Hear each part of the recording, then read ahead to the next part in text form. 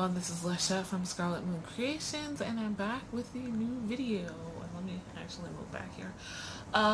This is the reading taste tag, which was created by Sophia Thoughts.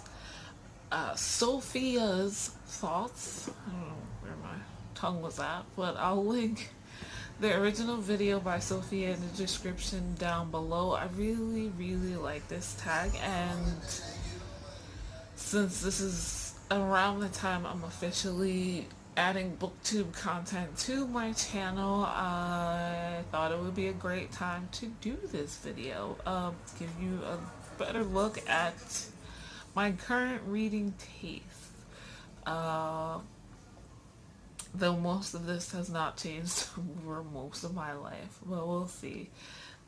Maybe I'll come back to this in a couple of years and my taste will have changed. So, first question, what is your favorite genre? And mine is fantasy. Subgenre, urban fantasy and epic or high fantasy, and those are like somewhat opposites, but they're both fantasy, so whatever. Two, what is your most difficult genre to read? Poetry, and the majority of, I'm gonna say, English classics or UK classics.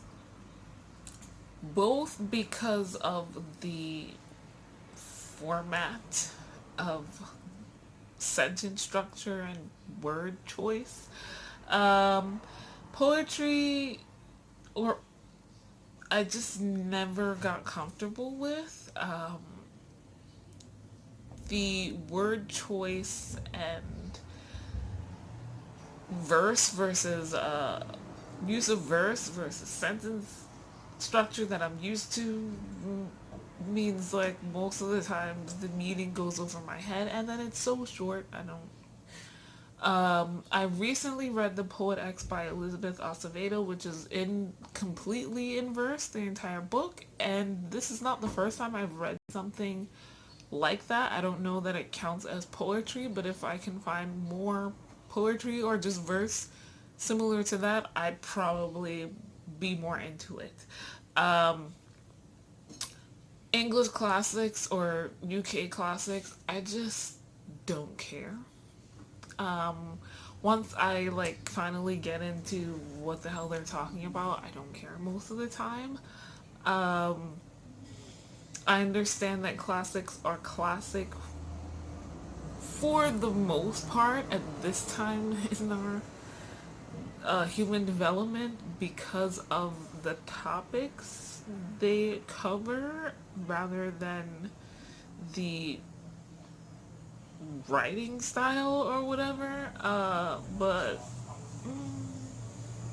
most of the time they're too hyper focused on topics of human ideas or discourse or just hyper focus on a part of our beings that I don't care. That's something I would read on the internet quickly, but not strung out the way it is. Anyway, this is taking too long. Question 3, what is your favorite age range? This was not a thing growing up. You had adult and you had children, and that was it. And I may sound really old. I'm only 34. But it wasn't. YA did not exist. NA, new adult, did not exist. Not as genres or specific promotional tools. So adult is my preferred age range. And yeah,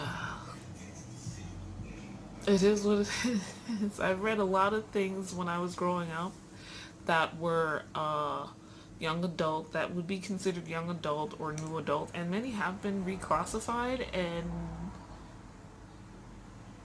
whatever. I understand why those are marketed and promoted to those audiences, but it affects my reading habits very little. To me, I think what those do more for me as an adult is pigeonhole and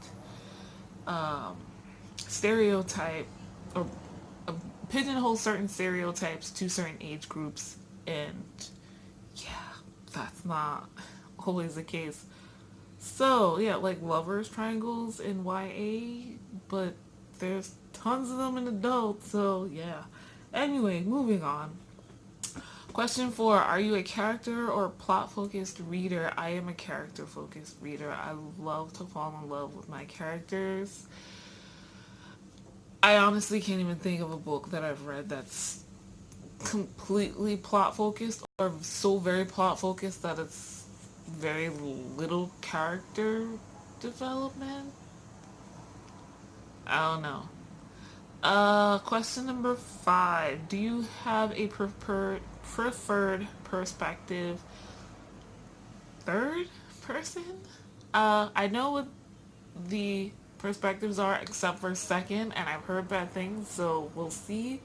Uh, but I guess I prefer third person over first person. I like third person, like, I think it's third person omniscient, if I'm remembering correctly.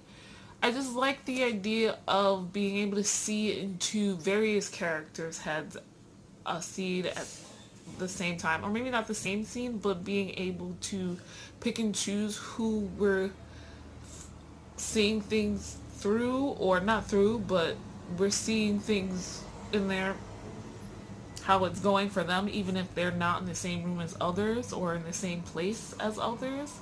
Versus first person, we only get everything how that one person sees it. So if there's other things going on, they don't know about it because they weren't there. That makes sense. Um, question 6. Do you have a preferred tense? No. I've read past tense and present tense and future tense. Uh, and I know there's like sub tenses. I don't think I've come across one that really bothers me, and I've read enough of all that I'm comfortable with. However, but that's at this moment in time. So no, I don't have a preferred one.